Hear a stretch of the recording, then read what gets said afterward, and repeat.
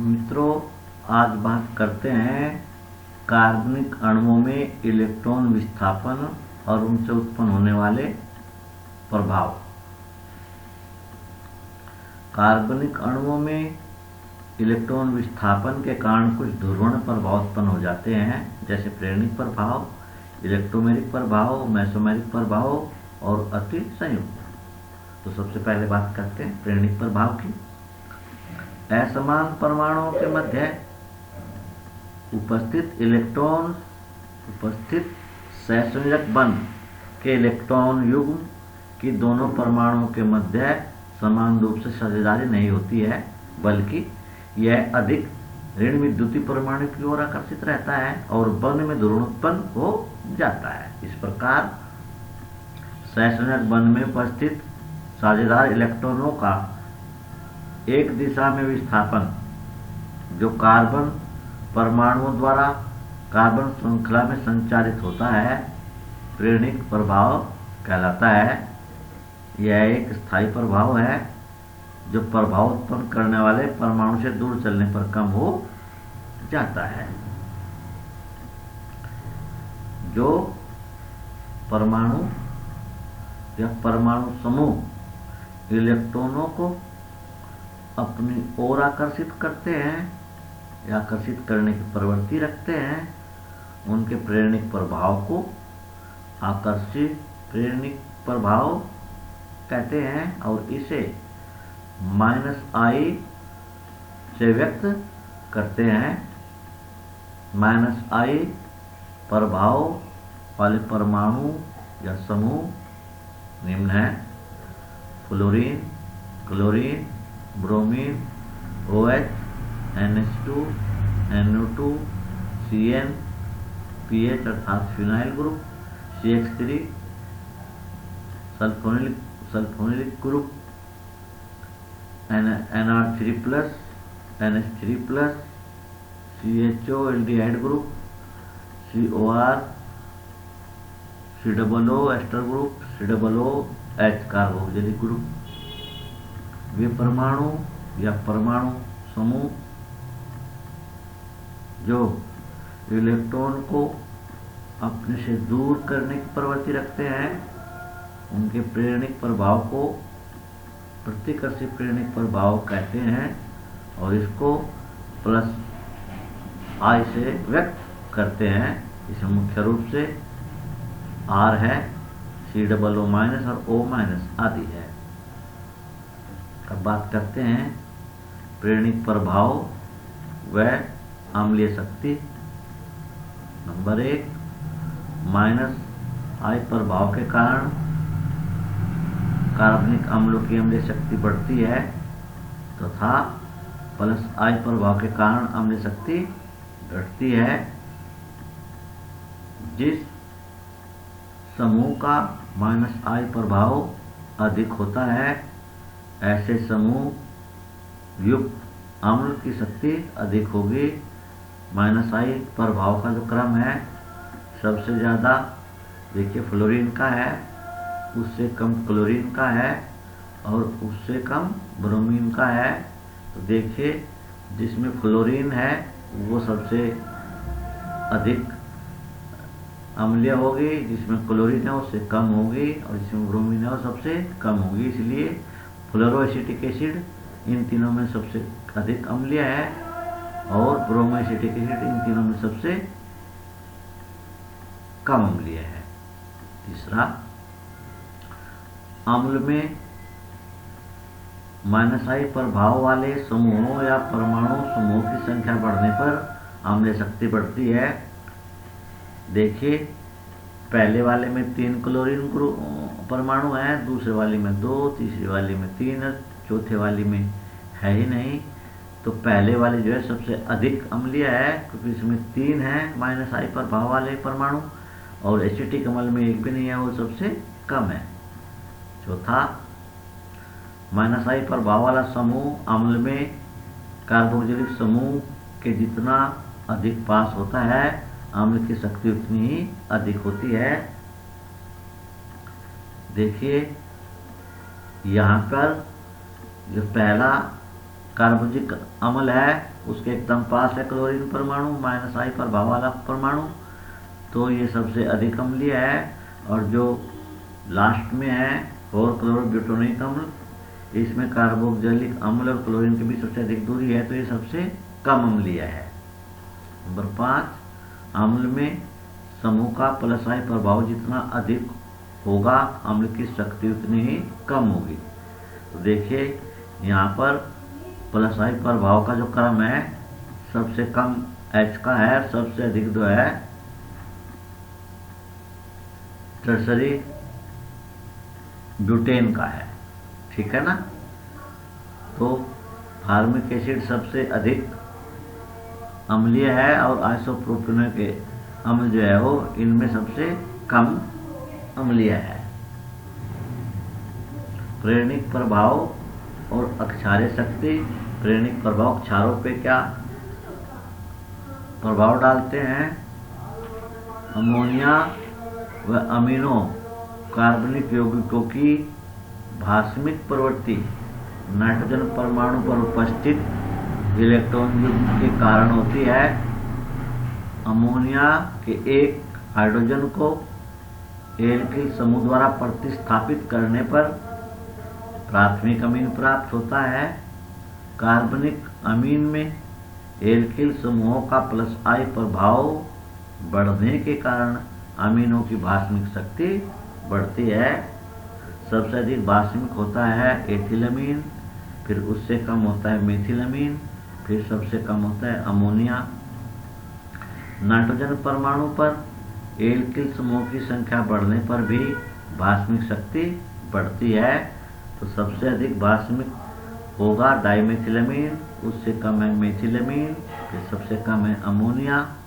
परंतु अमोनिया के तीनों हाइड्रोजन परमाणुओं को एल्किल समूहों द्वारा प्रतिस्थापित करने पर प्राप्त अमीन में समूहों के त्रिविम प्रभाव के कारण भास्मिक शक्ति में कमी आती है, जो प्राथमिक अमीन से कम होती है। इस प्रकार ये द्वितीयक अमीन है, ये प्राथमिक अमीन है, ये भी प्राथमिक अमीन है, ये तृतीयक अमीन है और ये अमोनिया। तो जो तृतीयक अमीन है उसकी जो भास्मिक शक्ति है वो प्राथमिक अमीन और अमोनिया के बीच की होती है। इसके बाद बात करते हैं इलेक्ट्रोमेरिक प्रभाव की। आक्रमणकारी अभिकर्मक के प्रभाव में द्विबंध या त्रिबंध परमाणु से पाई इलेक्ट्रॉन पूर्णतया दूसरे परमाणु पर स्थानांतरित हो जाने के कारण उत्पन्न ध्रुवण प्रभाव को इलेक्ट्रोमेरिक प्रभाव कहते हैं। अर्थात जब किसी आक्रमणकारी अभिकर्मक के प्रभाव में आकर डबल बॉन्ड या ट्रिपल बॉन्ड में उपस्थित पाई इलेक्ट्रॉन किसी एक परमाणु पर विस्थापित हो जाएं, तो इस प्रकार जो ध्रुवण उत्पन्न हो जाता है उसे हम इलेक्ट्रोमेरिक प्रभाव कहते हैं। आक्रमणकारी अभिकर्मक के हटने पर यह प्रभाव समाप्त हो जाता है, अतः यह एक अस्थायी प्रभाव है। विस्थापित इलेक्ट्रॉन युग्म को मुड़े तीर द्वारा तथा प्रभाव को हम ई द्वारा प्रदर्शित करते हैं। देखिए ये ब्रोमीन आक्रमणकारी अभिकर्मक है, ये डबल बॉन्ड युक्त कार्बनिक अणु है। इसके प्रभाव कारण देखिए ये पाई इलेक्ट्रॉन या पाई बंध में उपस्थित इलेक्ट्रॉन को पाई इलेक्ट्रॉन कहते हैं, ये इस कार्बन परमाणु पर विस्थापित हो गए हैं। इस प्रकार जो है एक ध्रुवण उत्पन्न हो गया है, जिस पर कार्बनिक अणु आए हैं, इलेक्ट्रॉन आ गए हैं जिस कार्बन पर, वो ऋणावेशित हो गया है और दूसरा जो है धनावेशित हो गया। और इस प्रकार धनावेश और ऋणावेश दो ध्रुव बनने के कारण एक ध्रुवण उत्पन्न हो गया है। तो इस ध्रुवण को इलेक्ट्रोमेरिक प्रभाव कहा गया है। जब इलेक्ट्रॉन का विस्थापन परमाणु से दूर होता है तब +E प्रभाव कहलाता है। एक दूसरे की तरह से होता है जब जो लोन पेयर होते हैं, लोन पेयर युक्त जो परमाणु या परमाणु समूह होते हैं, वो बॉन्ड की ओर इलेक्ट्रॉनों को धकेलते हैं। ये भी इलेक्ट्रोमेरिक प्रभाव है और इस प्रकार के प्रभाव को प्लस ई प्रभाव कहते हैं। ठीक है ना। प्लस ई प्रभाव वाले हैं chlorine, bromine, iodine, OH, OR, NR2, CR2 आदि। जब विस्थापन परमाणु की ओर होता है तो इसे माइनस ई प्रभाव कहते हैं या माइनस ई प्रभाव कहलाता है। तो ये जो कीटोन है, कीटोन में देखिए जो इलेक्ट्रॉन है, पाई इलेक्ट्रॉन ये परमाणु पर विस्थापित हो रहे हैं। इस प्रकार का प्रभाव जो है माइनस आई प्रभाव, ई प्रभाव कहलाता है। तो माइनस ई प्रभाव वाले परमाणु या परमाणु समूह double bond NR2 plus, double bond O और डबल बॉन्ड OH। ठीक है ना। अब तीसरा प्रभाव है मेसोमेरिक प्रभाव। मेसोमेरिक प्रभाव क्या है? संयुग्मन। पहली बात तो संयुग्मन क्या होता है? संयुग्मन कहते हैं जब डबल बॉन्ड और सिंगल बॉन्ड एकांतर में हो।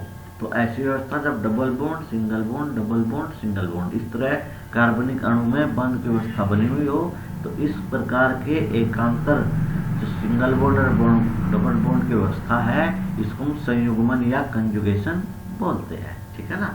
तो संयुग्मन युक्त असंतृप्त कार्बनिक यौगिकों में पाई इलेक्ट्रॉनों या एकाकी इलेक्ट्रॉन युग्मों का पूर्ण रूप से विस्थापन होने के कारण उत्पन्न ध्रुवण को हम मेसोमेरिक प्रभाव कहते हैं। यह एक स्थायी प्रभाव है। ठीक है ना।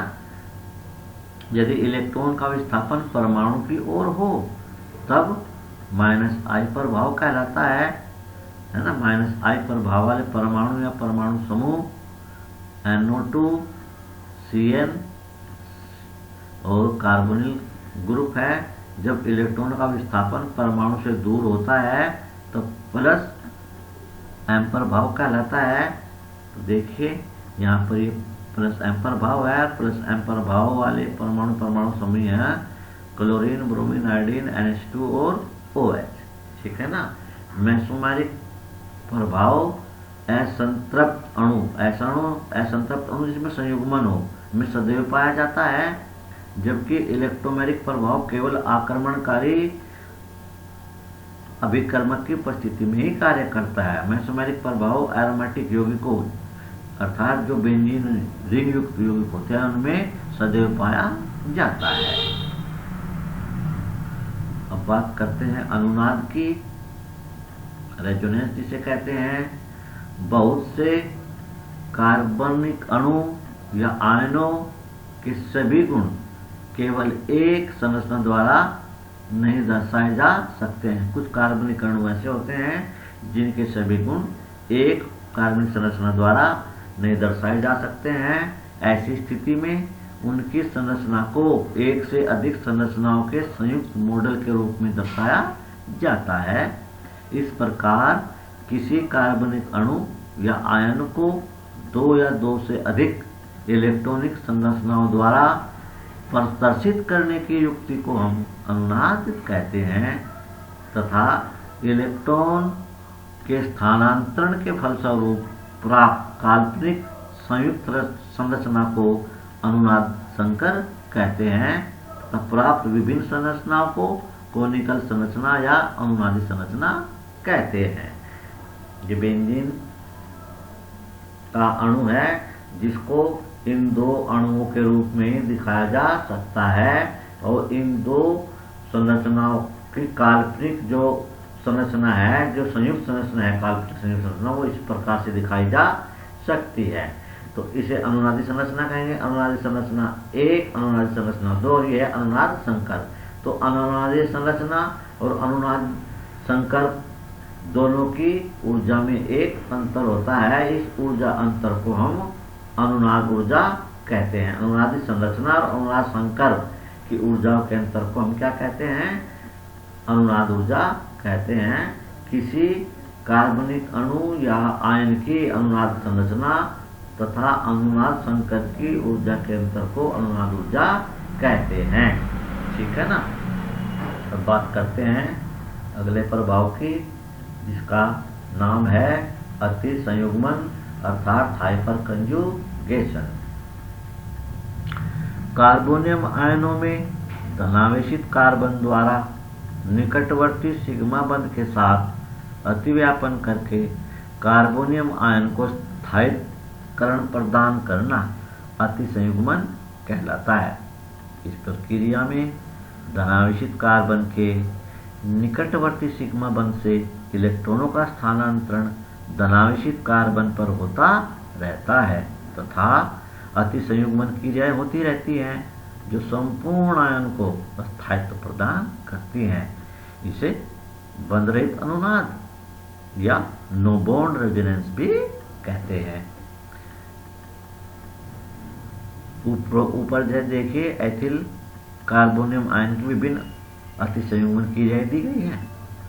कार्बोनियम आयनों का स्थायित्व धनावेशित कार्बन पर मेथिल समूह के बढ़ने के साथ बढ़ता है क्योंकि इससे अति संयुग्मन क्रियाओं की संख्या बढ़ती है।